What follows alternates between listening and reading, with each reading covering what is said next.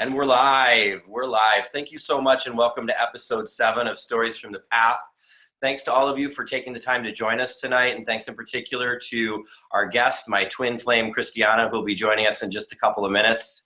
Christiana has an amazing life story of trading in her victim's mentality for a victor's mentality, and there's plenty more to share about that soon, but let's start with a few business items first.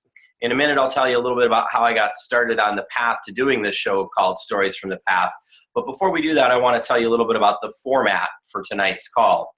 This is basically a 60-minute interview and conversation. And during that time, it'll mostly just be myself and Christiana sharing her story.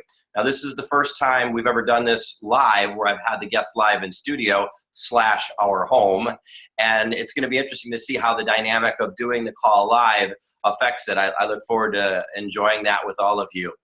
Along the way, you may have some questions you'd like to ask or a comment you'd like to make, and don't worry, you'll get your chance at the end. At the end, we'll have a period where you can either ask a direct question or you can just make a comment about the experience or share a thought with Christiana about something she said that maybe inspired you in particular. We have a hard ending time of 8:15, so if we're in question and answer, we still wrap it up because I like to respect people's time and let them know that they can join in and not get caught in that call that never ends, if you will. But of course, Christiana and I are both available after the call via email or by any means you want to get a hold of us so we can stay in touch and answer additional questions. So how did I get this whole thing started? Well, it kind of started in a weird way. It kind of started with a leap of faith, like a lot of things in life. I just took a leap, and to use the words of my friend Deb Frischman, who's on this call tonight, I just let my wings build themselves on the way down. And so far, it's been so good. Actually, it all started in San Antonio at the Train the Trainer conference when I serendipitously wound up interviewing Mike Dooley on stage because I was his room ambassador, and he decided he wanted to be interviewed last minute. So I put on a suit instead of the shorts that I was wearing, and I sat there for an hour and a half, and I interviewed Mike Dooley. And after I was done with that, I said, this is pretty fun. I think I want to do this again. So here we are. This is our 7th episode, and I'm looking forward to rolling forward with this. The funny thing is about a year ago at the beginning of 2016, I told Christiana that I didn't think that an online forum really provided an opportunity for connection. And boy, did she make me eat those words, because 30 plus webinars later last year, I've learned that it's really not the distance between us that creates separation. It's only the walls we build around ourselves to create that separation. And thanks to many of you who are on this call, you've helped me learn how to tear those down and create connections within our community and in communities all over the place. I've learned a lot of things in the last year. And I think probably the most significant thing I've learned is that when you listen to the stories of other people, you come to a really important realization about something. You come to the realization that we are one. We all have desires. We go to adventures. We all have journeys that we go on. We all seek mentors and aids that help us cross the thresholds within our life. We come across challenges and temptations to try to take us off the path. We reach an abyss at some point, which then provides an opportunity for us to have an awakening or a death and rebirth cycle. And then we reach contentment or atonement until we find the return to the call and find new desires. And if that sounds familiar to you, that's because you realize that we are all the heroes of our own individual life journeys. And Joseph Campbell wrote about it eloquently in his book in 1949 called The Hero with a Thousand Faces. So the journey we're embarking on tonight is a culmination of what my grandfather used to call preparation meeting opportunity. So I'd like to officially welcome you to Stories from the Path and invite in my very, very special guest, Christiana Herbert. You can applaud silently.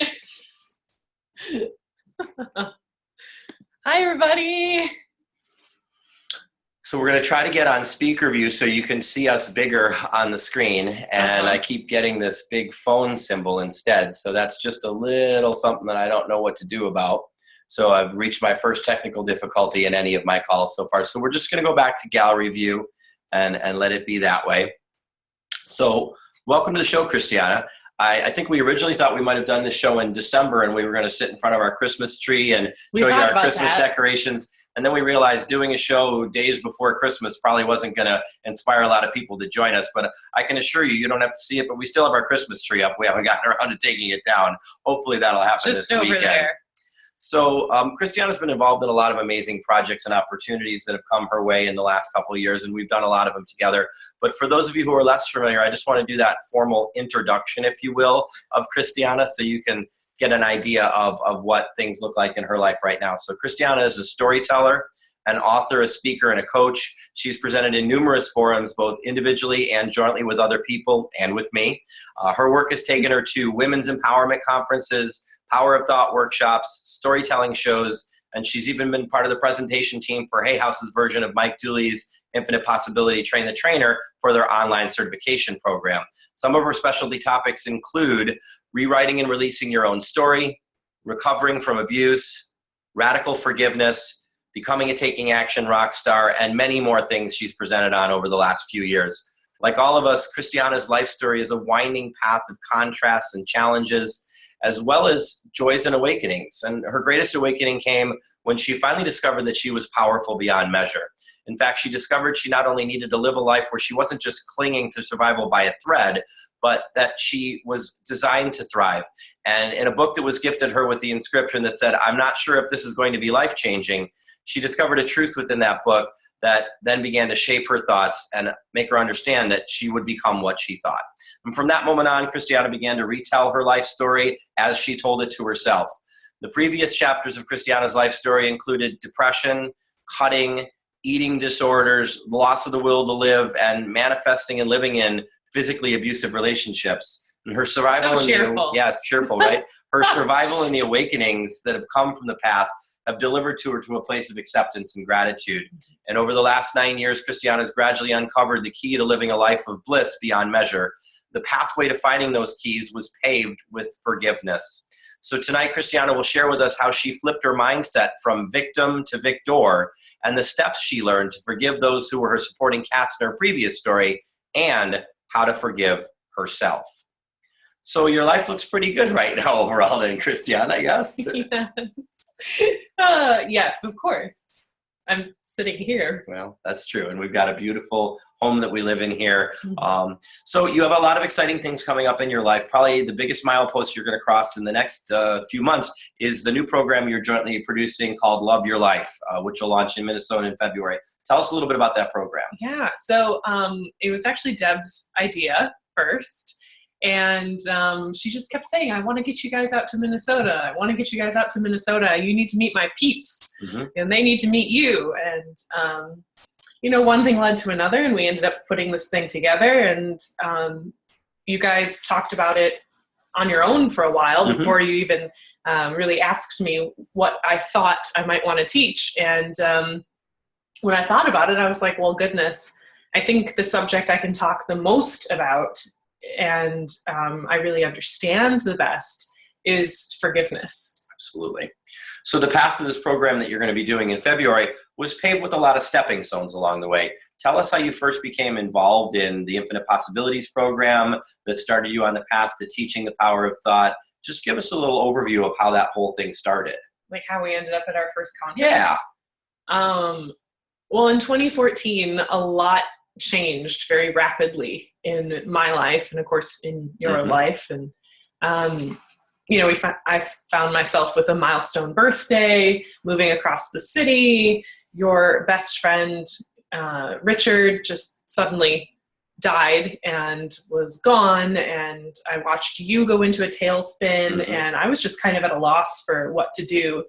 And I had been getting these emails called the Notes from the Universe emails. And at that point in time, I really had no idea who Mike Dooley was. I didn't remember anything about The Secret or anything else. And no idea who was sending me these emails. Couldn't have told you a thing about him or any of his books. And I just so happened to see an email once that had a thing at the very bottom that said, "I'm coming to Chicago." And I thought, oh, well, I live in Chicago, maybe I should check that out. And as it turned out, what are you doing? Just keep going. Okay. Sorry. There's things happening on the screen that I don't understand. Okay. Oh, you got it. Yay. Okay, so anyway, so there's this thing at the very bottom that said, I'm coming to Chicago. And I thought, well, I live in Chicago. I better, click on that and figure out what's going on. And it turned out to be the Train the Trainer conference in August of 2014 in Chicago. Hmm. And that, I can say now from where I sit that unequivocally changed my life completely. Mm-hmm. So at some point you came out of that workshop and we decided to do a workshop of our own. Tell us a little bit about what that first workshop looked like. It was just the two of us sitting at our dining room table with some friends sitting there who we had kind of coerced to come with the offers of free lunch. And yeah, so that was... Why do you keep doing that? Because I can't get off of it, honey. I'm sorry. Just keep, yeah, this is... The computer keeps doing crazy things. Yeah, just to let you guys know what's going on, one of the speakers has got, it's locked in on their channel. So whenever I go to speaker view, it goes to that phone screen. So I'm just going to have to leave it on the pan view, which I don't prefer, but we're just going to stick with this instead of me trying to fix it along the way. So continue. Anyway, so yes, we coerced people to come to our house with the offers of free Chipotle and had them sit at our dining room table and tried this very first thing. And you were all gung-ho about it, and I was way more reluctant and way more of a wallflower, which, if you know our personalities, might be a little bit surprising to you. But I was like, I don't know how I feel about this. I don't know if I want to teach this. I've got a good thing going. I'm, acting and modeling, and that's really growing. And I don't know how much more I can put in my schedule. And Jim gets crazy ideas, and then we have to figure them out. And how's this going to work? So, it did work, and I'm grateful for it, obviously, because it led to so much more. Mm-hmm. Absolutely. So you kind of answered a little question I was going to ask, but I guess there's people out there that meet us and they think, wow, it must be a dream to work with your spouse on a project like this that you're so totally fulfilled by. But it hasn't been absolutely easy breezy from the get-go, then, has it? No, yes and no. You've already seen a glimpse into it with the video difficulties, with us asking each other questions. What are you doing? That happens a lot. It's part of our playful nature. Absolutely. Yes. So you've done a number of workshops throughout Chicagoland. We've done a few, and then you had a trip to Ireland where you led a sacred journey and did a workshop in Ireland. So tell us a little bit about that, just briefly, how that Ireland trip came together. Okay. So we went shortly after our very first Train the Trainer conference. Before we had even sat everybody down and tried to teach our first workshop, we went to Ireland, and it was a trip we already had planned.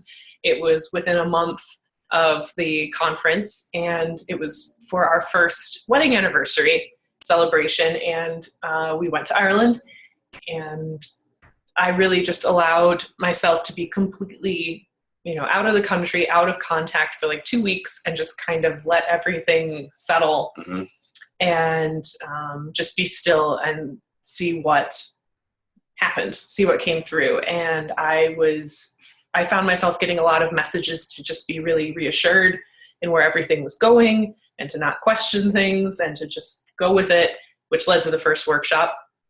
But while we were there, we met this really awesome person named Rob, and we ended up going back a year after to co-lead a tour of the sacred sites in Ireland with him, and we ended up teaching our workshop, or at least part of it, at the Hill of Tara, which is one of the most sacred sites in all of Ireland, and definitely a little spiritual home in my heart. Absolutely. So between the workshops that we've taught together in our home, and we did some at a couple of hotels locally, the tour to Ireland, a year and a half of storytelling shows, the women's conferences you spoke at, the IP events that you've spoken at, you're probably looking at, in less than a 3-year period, 20 to 25 situations where you've presented or spoken about the power of thought, yes? I guess when you put it that way. Yeah, so I guess it's easy to see why we can call you a taking action rock star. Okay. So I want to go back a little further now and look at some of the earlier story and some of the early parts of your life. You were raised in a very loving home, and we have a beautiful relationship with your parents and your siblings at this point. That being said, at some points in your youth, you felt a little bit like an outsider, even within your own family situation.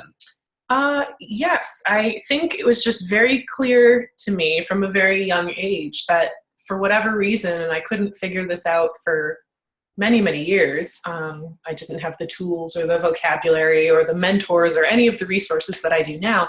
I just knew that I always felt different. And from a very, very young age, that song on Sesame Street where one of these things is not like the other, used to really feel like it was a song that described me somehow. And I felt like I really just didn't quite fit, and I didn't know why.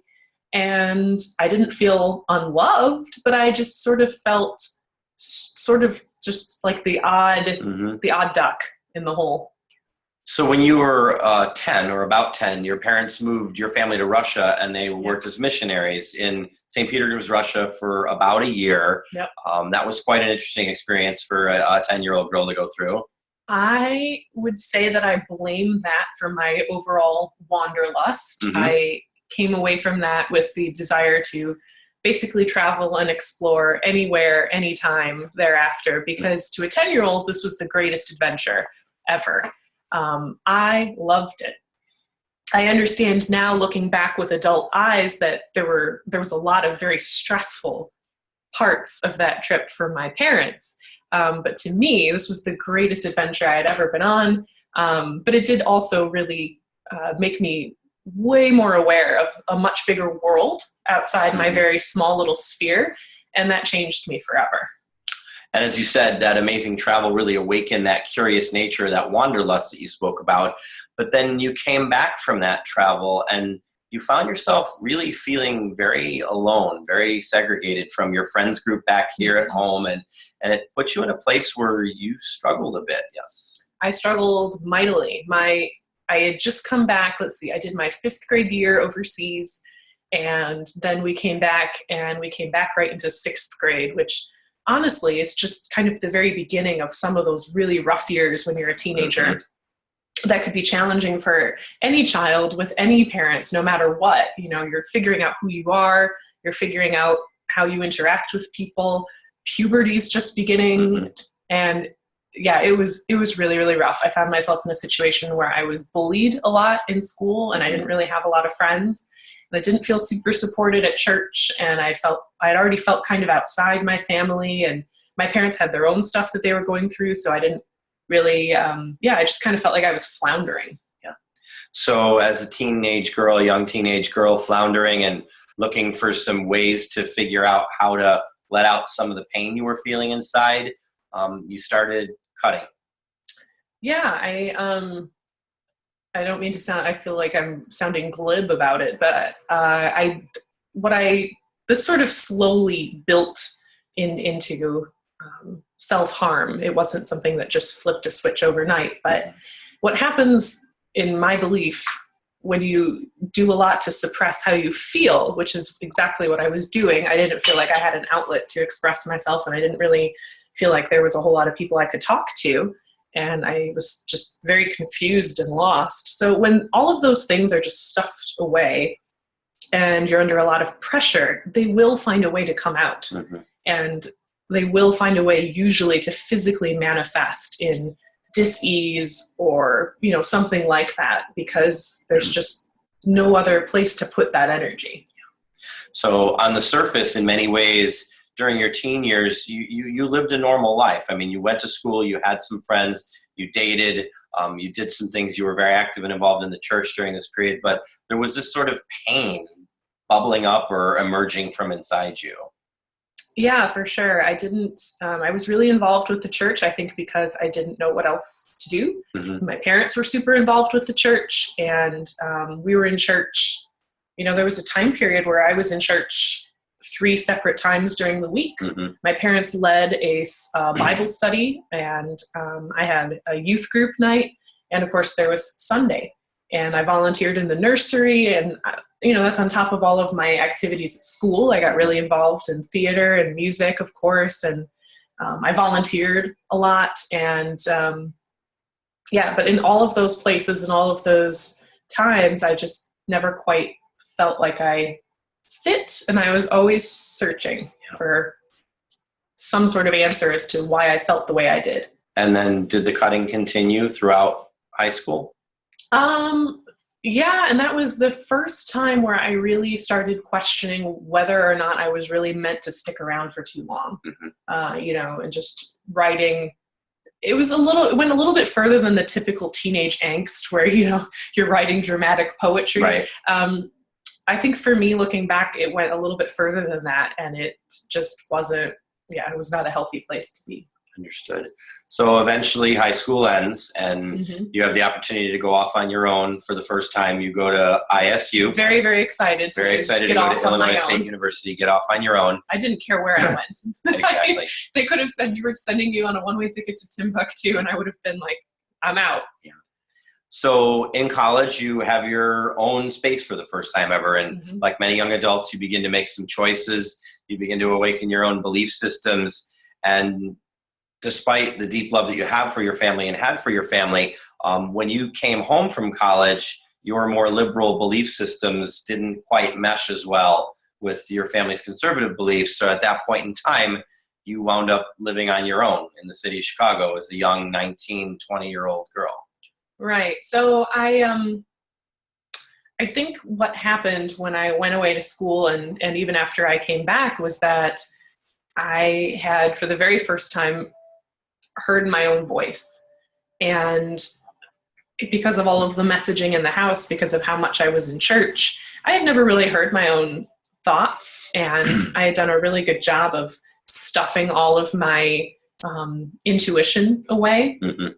So all of that just came roaring out as soon as I was on my own, and I discovered I couldn't put it away anymore. And this sort of information that was coming in and what I was discovering about how I really, really felt didn't mesh with anything that I had been taught. And when I went to ask people some questions about it, it was met with a lot of mistrust and a lot of resistance and pushback. And, I ended up living on my own in Chicago and was pretty much on my own from thereafter. So from there, you became very reliant on the man that you dated when you went to college, and you wound up living in your own situation, but very dependent on learning how to operate in a living situation that you had almost no familiarity or comfort zone with. So your relationship with him in particular at first continued. Yeah, I really was not prepared for life on my own. Not at all. I was so sheltered. I didn't even know when I was moving out on my own that I was going to have to call the power company and get my lights turned on. I had never had to think about that before. I thought, you just show up at a house and the power's on. I had no concept. I had never managed my own checking account. I had no idea how to budget. I had no idea. I had very limited skills in terms of cooking and preparing food for myself, and frankly, I still do. Good thing you live with a chef. Word to the wise: if you can't cook, just marry somebody who does. Right. Yeah. So truly a joy. So, in this period of time, you were still having self-abusive tendencies, though, correct? Yes, and that had kind of progressed. Yeah. That had kind of progressed where, and this had always been kind of going on. My grandmother had noticed it and tried. My grandma worked in a behavioral health ward of the hospital in the town that my grandparents lived in, and she saw all the warning signs. She knew that I had an eating disorder and tried to call me on it, and there was no way I was going to admit it to anybody at that point. But of course, when I was on my own, things were marginally better in some ways, but I was left with all of that messaging, all of this like baggage that I then had to figure out on my own, and all of this hurt and pain. And so, yeah, I definitely continued to self-harm. And I definitely continued to not eat. Yeah. And at some point, you actually got a pretty stern warning about the cutting in particular, because that's obvious. People can see that. People that are close to you can see that. And I think you were actually threatened, like you would be put away if it didn't stop. Yeah. My partner at the time told me that if I didn't, knock that off, he would have me committed. And for whatever reason, just the thought of being committed and having to face my family on that one just scared me straight. Yeah. And I found other outlets. Let's just say I found ways to be sneakier, and I found other outlets, but I stopped cutting. Yeah, absolutely. But the eating didn't really improve. Honestly, in some ways, I wonder that it ever will. Yeah.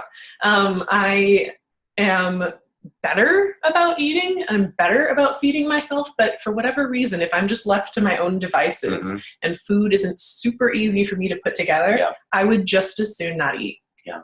So I am very grateful to you for always feeding me. Thank you. And I'm grateful that you eat it. So just to put it in some perspective for those who, when she presents on it, I've seen it. She actually can show you pictures of what she looked like. And I saw it when we first met. But like you're 5'10", not really. 5'9" and a half, 5'10". Yeah. And at your low point when things were really rough, you weighed maybe... like 115 pounds. Yeah, and so probably like a solid 20 to 30 pounds under. 30 pounds. 30 pounds underweight, yeah. 30 pounds under where I am now. Yeah. Yeah. So tell us how you wound up finding yourself in abusive relationships then. Well, I did a very good job of displacing the abuse that I was doing to myself and just allowing other people to do that instead. I ended up in multiple relationships where I just really, I wasn't safe. And I did not know at the time, but of course this is basically what I thought I deserved. I thought that this was the, best I could do. And, for that time, it genuinely was the best that I could do. I was just hanging on by a thread. I didn't expect to make it to my 30s. I didn't expect to make it to 25 at that point. I was just hoping to make it through to the next day and to just figure out what came next. Yeah. So you were literally in survival mode, basically. Completely. I was in complete survival mode, and I didn't really know that anything more could come of it. Yeah. And it doesn't happen overnight, right? It's like sort of a series of process. And it wasn't like it was all bad either. I was also having a lot of fun, and I had friends, and we went out, so life was not like 100% bad. Otherwise I wouldn't still be here. Correct. But things just they just kept transitioning until I really did hit rock bottom. Absolutely. And one of the things I've always been impressed with when I hear you talk is that you always take full responsibility for your involvement in all the situations you found yourself in. And you've never, well, I shouldn't say never. You've learned how to navigate away from the blame game. We should say that I take full responsibility now. Yeah. Because at the time, I certainly did not. No. And when I was first out of that situation and just beginning my recovery, I really did not take full responsibility for anything. But what I've discovered is that if I'm going to do the work that I do and believe the things that I believe, a long, long time ago, it was presented to me like, so here's your life.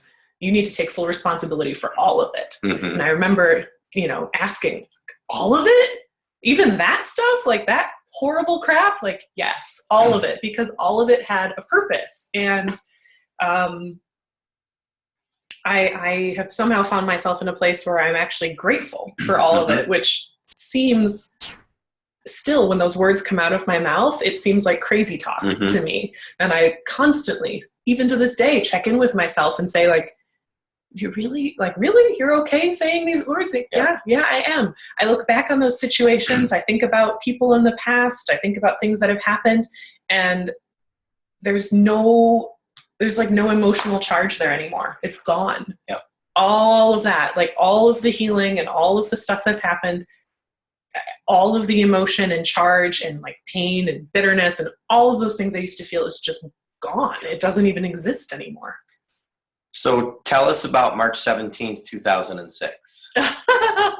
Okay, well, obviously March 17th is St. Patrick's Day for those of you who don't follow Irish holidays quite as much as we do. But 2006 was particularly significant because that was the day I met you.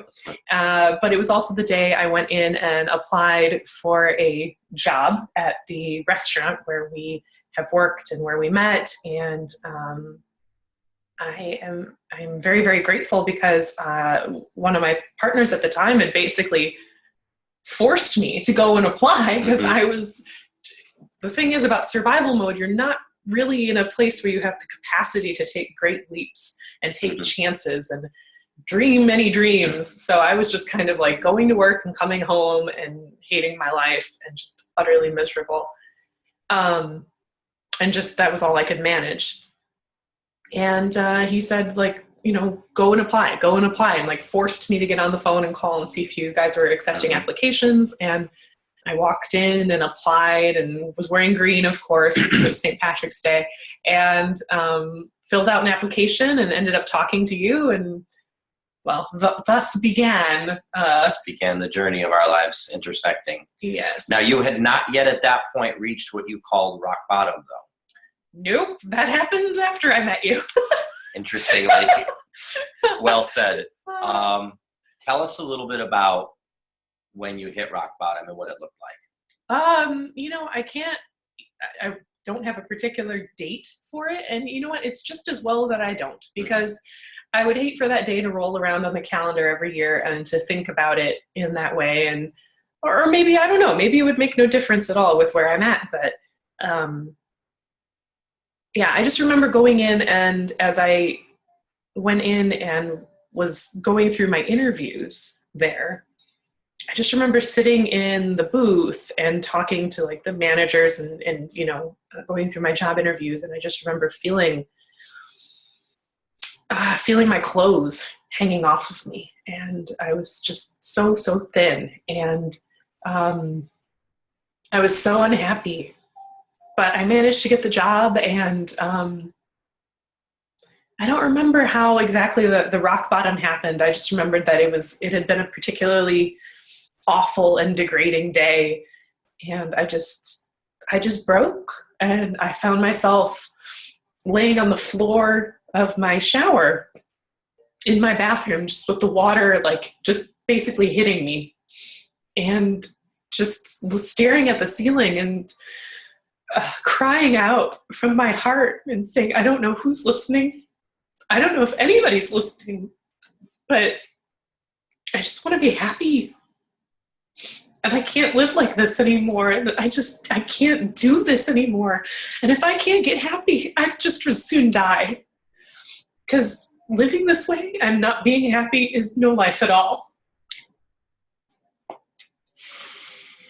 So as our friendship grew, and over the next year or so, we began to give gifts to each other, some books and music and things of that nature. And mind you, we realize now that wasn't really normal within a friendship per se. But frankly, we were both so desperate to find any piece of self-love in our lives that we became each other's lifeline. And one of those gifts that I gave you was a book. The book that we talked about in the introduction. And tell us a little bit about that story. Let's see, we went to a baseball game. Was that right? We went to a baseball game, and you said that you had something for me. But this is before we were dating.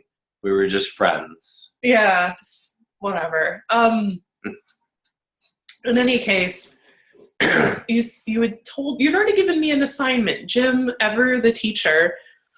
And I don't know, now it's just weird, but you just gave me assignments. You'd be like, here, I think you should do this, you know, and we'd already exchanged like books and music, and I was getting you familiar with Justin Timberlake and classical music. Right. And you were getting me familiar with like Peter Gabriel and, you know, so in any case, you had already given me an assignment because he had read the book already, and he had decided that he would just wait for the time to be right to give it to me. Mm-hmm.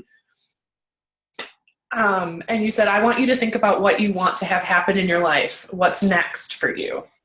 You should just do that. Make a list. Don't show me. It's not an assignment where you have to show me, but I think like this would be a really good idea for you.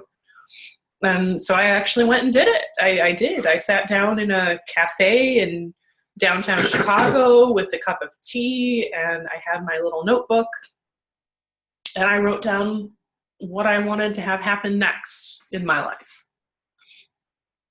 And you want to show them what book it was? Yeah. Okay. It's this one? Yeah. Oh, yeah. Gosh, mine's in better condition than yours.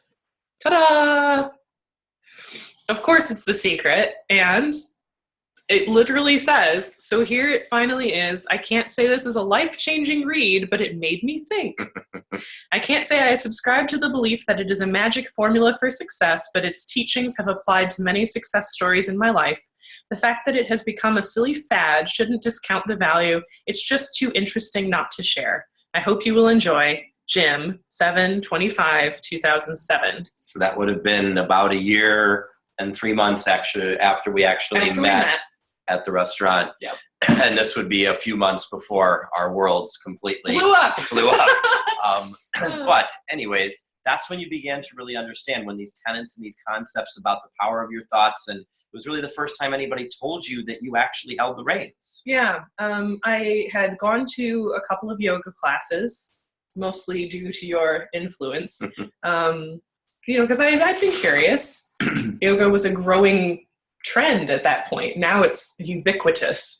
Everybody's gone to a yoga class. But, back in 2007, it was still just kind of a growing thing, which sounds so funny to say that now. Everybody's like, oh, yeah, yoga. So I went to my first yoga class, which was basically a disaster because I decided my first yoga class should be a 6 a.m. Bikram class. And I had never done hot yoga ever in my life. And Jim was there, of course. And I was like, what have I gotten myself into? And he was a mat ahead of me, and he came to find me at the end of the class and was like, wow, you're really red. I was like in a sweaty, red, like tomato-faced, like red, sweaty pile on the floor, just like, I thought I was lucky to have survived. In any case, in those yoga classes and then in the book, The Secret, that was the first time anybody told me, like, you're powerful. Yeah. Your thoughts are important. Your beliefs are important. You can shape your life with all of this. Mm-hmm. So I just I didn't even believe it at first. And certainly I had people in my life telling me it was a load of crap. But I was like, well, what's the harm in trying? What if I just decided to think that maybe I could be happy? What if I just decided that, like, maybe something would be possible other than this position I was in? Mm-hmm. And then wouldn't you know it, things began to shift so rapidly, I felt like I couldn't keep up. And I started getting messages again, and they were just super, super loud. And I got signs everywhere I turned, and certain songs would play on the loudspeakers of stores while I was in them, and it just was like unreal. I felt like the universe was speaking directly to me wherever I went and telling me, keep going, you're on the right path, keep going. So I was like, all right, I guess I will. So there are many chapters to the story of what happened over the next 7 years, more than can possibly be recanted and told in a 1-hour interview. But yeah, suffice it to say that we went through a discovery period, you and I, and decided that our lives could align and that they could run parallel to each other, even with some differences.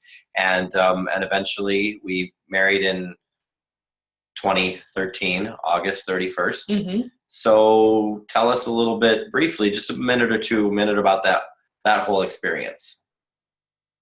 What part? I don't know. I mean, the wedding? Anything, the wedding, yeah. Oh, well, it was like, our tagline for the day, I was about to say it was the best day ever. Pretty much. But our tagline for the day was best day ever. And we had it on all the stationery. We had a giant sign in front of the estate where we got married that our friend made that said best day ever with the date.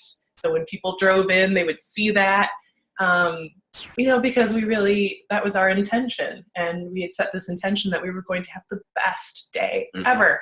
And even with some like crazy freakish things that happened. My grandma died 3 days before the wedding, and we had a night before tornado that nearly ripped apart the whole venue. and, everything had to be reset and redone. It nearly destroyed the tent we were getting married in. I had everything so planned and so perfect and up until that last week.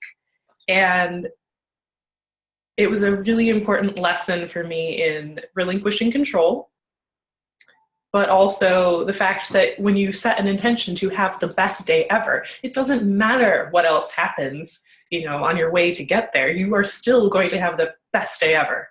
And boy, did we. We did. Profoundly said, very nicely. Summarized with only a minute or a minute and a half to summarize it. So let's go back a little bit to the topic of forgiveness then, or actually get into the topic of forgiveness a little bit more thoroughly. You certainly have had a lot of situations in your life where you did and could reasonably be someone who wanted to blame everybody else for why their life the way it was the way it was. You've had some awakenings that have given you the power to understand that you're a part of everything that's happened in your life, and you've accepted that, and you've come to the level of acceptance with that.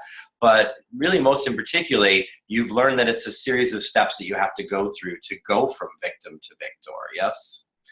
Yeah, it's not an overnight process. You can't just snap your fingers and say, I have forgiven everything. Maybe somebody can, but that's not for me. Yep. I can't just do that. So I've discovered in forgiving people and in forgiving myself that there is an actual process. And I think I've sort of helped distill it down. Well, thanks to bouncing things off of you for the last few months, I think I've distilled the whole process that I work through now into an actual process, into a process with steps. Right on. So let's run through the steps a little bit as we move into wrapping up some of the details of the call here. So it all starts with the first step, which is honoring your feelings. Right, honoring your feelings, because the initial thing that happens when somebody has hurt you is that there's feelings, and sometimes they're very, very strong feelings. And sometimes we don't get past that step for a very long time. Sometimes there's something that you decide you want to work on, and it's something that happened in high school, somebody who was bullying you or shaming you. And so the first step is always to honor your feelings and to check in with them, because your feelings are going to tell you where you're at and what you're feeling and what's there to work on and how charged the situation is and everything.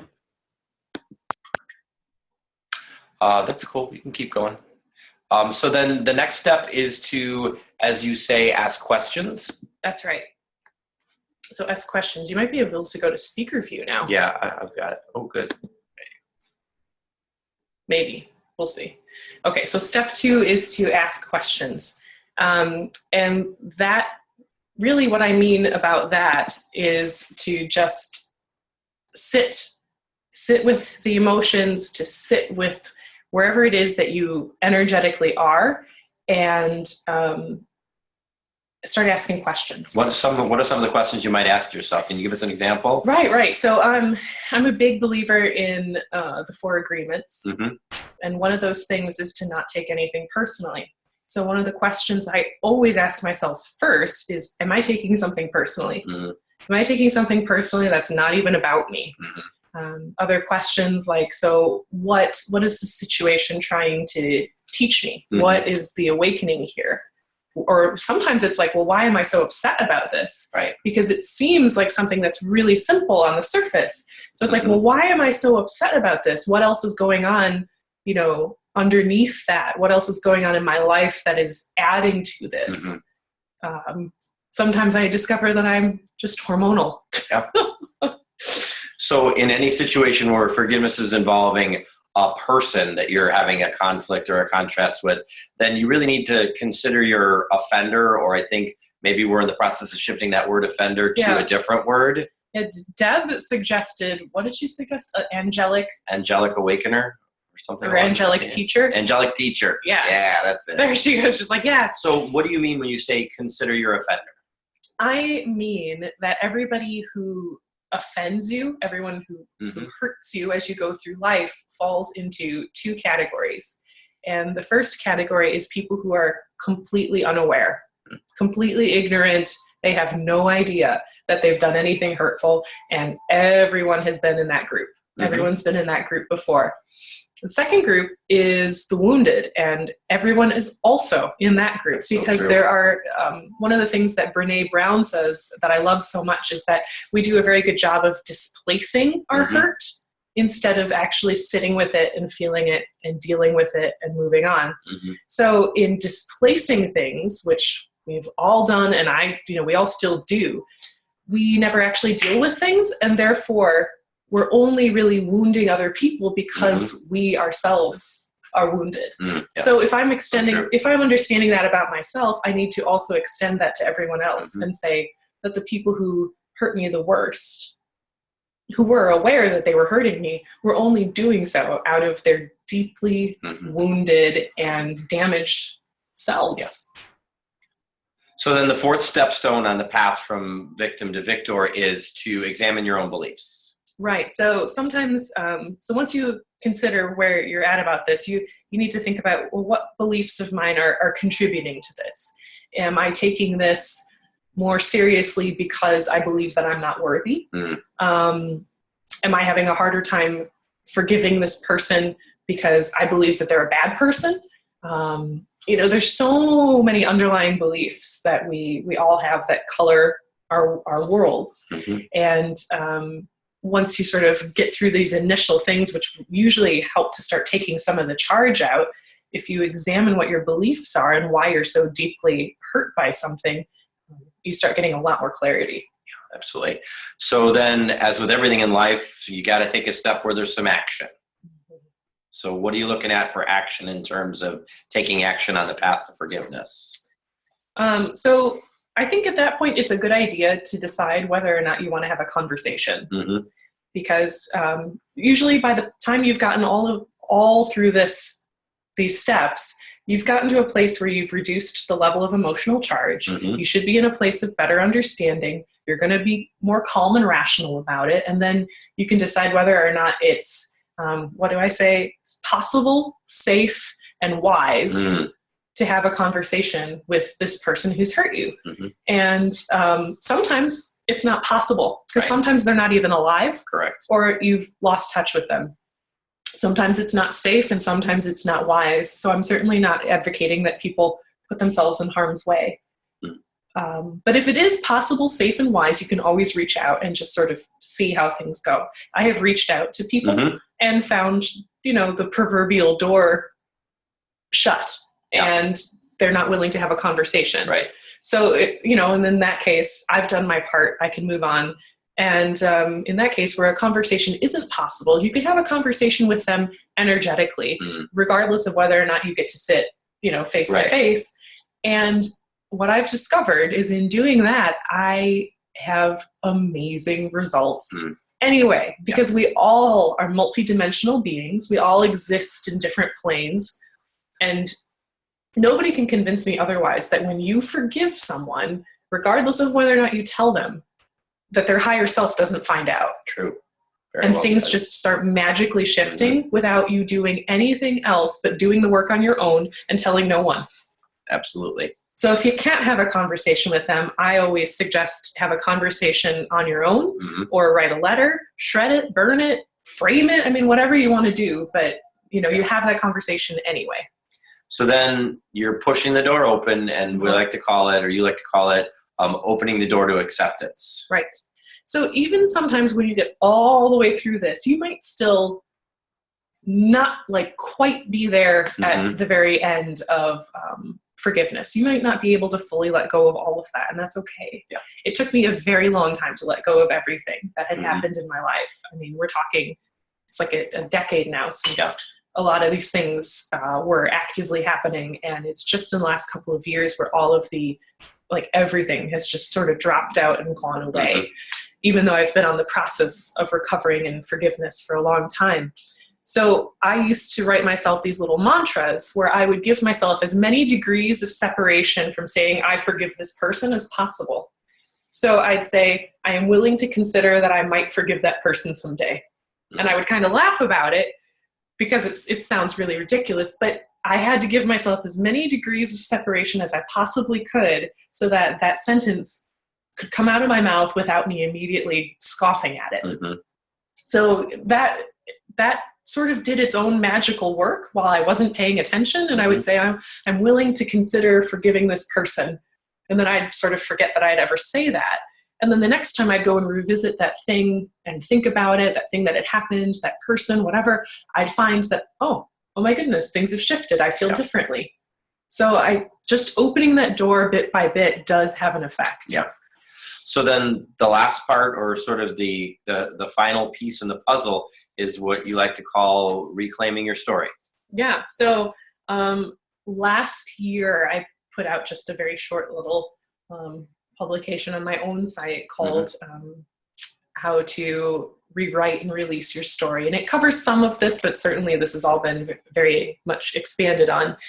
And so what happens is when you forgive somebody, you completely reclaim your power. And the most amazing and strange things happen. You get apologies that you never thought you would get in your life. Things just suddenly shift. Your life becomes way more peaceful. You kind of have this sensation that you've taken this lead vest off. You feel lighter. You move through the world in a happier, more carefree way. And we all know that when you're moving through the world in a lighter and more carefree way, the world responds accordingly and is lighter and more carefree right back. So, I mean, it just continues to build and snowball into creating such an immense amount of peace. Like, I can't tell you how much peace I have in my life now that all of these things have happened. And I've gone and had these conversations with whoever would let me, really. Not everybody let me, but I've gone and had these conversations and had these incredible conversations with people from my past. And we've all reached a place of peace. Yeah. So you have done a lot of reclamation, and you continue to reclaim your story with each passing day as it goes on. Yeah, because I can say, like, yeah, this is my story. This is what I lived. I'm not ashamed of it because there's no reason to be. You can even move to a place of gratitude once you're through the full process of forgiving somebody. You might actually find yourself in a place where you're actually grateful for whatever, quote unquote, unforgivable, horrendous thing that happened to you. You might find yourself thinking, like, yeah, I'm actually kind of grateful for that. Who'd have thought? And that's the one that's, I always tell people to be prepared. Other people always have opinions on whether or not you should or shouldn't forgive somebody and how you feel about it. And, I've run into that recently myself, where I've been grateful for something that happened to me and somebody was like, how dare you? I was like, excuse me? Last I checked, I'm allowed to be grateful for my own life, regardless of whether or not you like it. So on your website, your tagline, or one of your taglines towards the front of your website, it says, helping brave souls emerge. Tell us what that line means to you. Tell us what that means to you. It's inspiring brave souls to emerge. And I have viewed it. Well, you came up with it, so I'm very grateful for you. I wasn't looking for that, but whatever. Thank you for your honesty. Well, I can't claim credit for it. I was looking at a couple different words and trying to, whenever you're kind of developing a new title for something, you kind of get this whole word cloud and start smashing words together and seeing how they fit. It's a bit like a puzzle. And I think we were out at our cottage in Michigan, and I had spent the whole weekend agonizing over this one small detail because I really wanted to get it right. And one of the exercises I was doing in the, build your own website program that I took was, what do people always tell you that you are? Like, what qualities do people tell you that you possess? That should be somewhere in how you represent yourself to the world. And I was thinking, gosh, I think what's been happening lately is that you and Deb and all these other people have been, and Emily and anybody who had ever sat and listened, they were always like, you're so brave. And I didn't even really understand that. I still kind of don't. But so yeah, I was like, you know what? There's other brave souls out there. There's other brave souls that want to be grateful for everything that's ever happened in their lives. And those are the people I want to talk to. Do you believe that we all have a brave soul inside us, no matter how dark things look? There's something inside everybody brave and ready to emerge? I do. And I think that everybody's at, a different place, and not everybody's even gonna discover that part of themselves in this particular lifetime, Mhm. you know, which explains some of the resistance I get. You know, these are people who are not ready for what I have to say, and that is okay. They are free to create their own reality and completely unsubscribe from anything I have to say. Yeah. That is a-okay. But yes, I believe that everybody could, you know, grab the reins and decide, like, I want to be brave, and whatever it is, whatever that big thing that they want to do is. Well, I know one thing for sure is I'm sitting next to a very brave soul right now. So I am going to unmute you all, and we can all give Christiana a nice round of applause. Oh.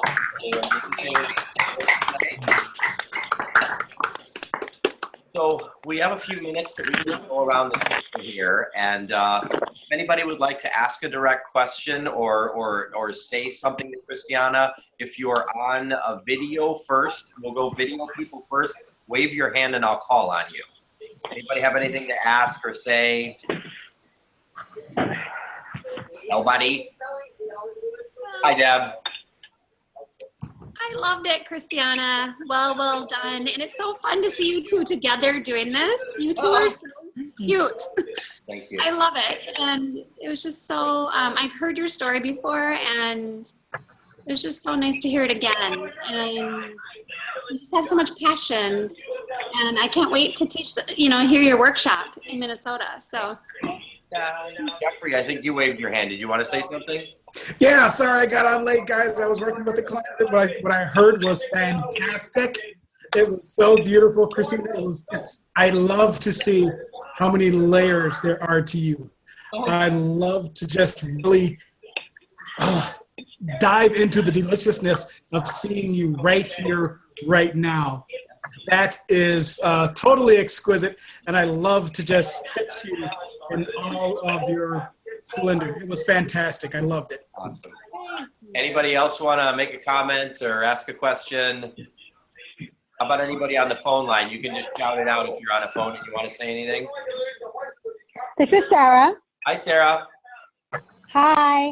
Well done, Jim. You did a great job. You're always so good. You just keep the conversation going really smoothly. I love it. Thank you. And Christiana, thank you for opening up and being vulnerable. And I learned a lot about you tonight that I didn't know. So it was really awesome to hear your story at more length than I've heard before. Awesome. Thank you. I love you both. Right, you weren't in San Antonio. No, she wasn't. Okay. No, I was in San Antonio.